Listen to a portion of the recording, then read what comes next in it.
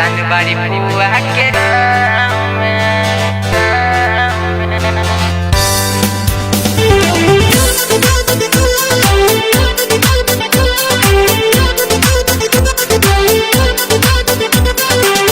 Music by Anand राव।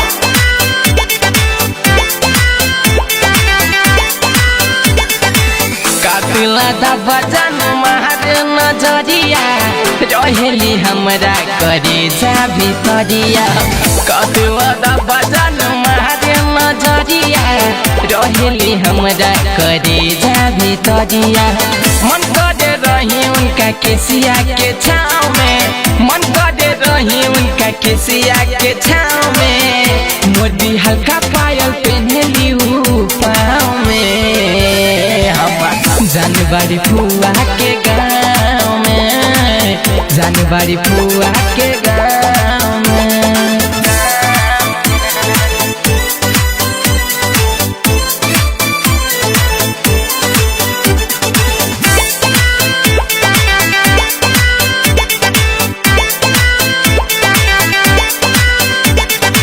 अखिया करेला जादून कर मनवा के फुसलावे।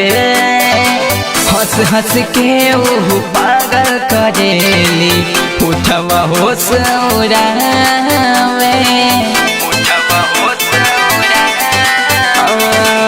अखिया करेला जादून कर मनवा के फुसलावे। हंस हंस के ऊ पागल करेली उठवा होश उड़ावे। पहुँचनी हम उनका इश्क के बहाव में, पहुँचनी हम उनका इश्क के बहाव में। मोदी हल्का पायल पहनली पाँव में। हम जानवारी फुआ के गाँव में, जानवारी फुआ के गाँव में।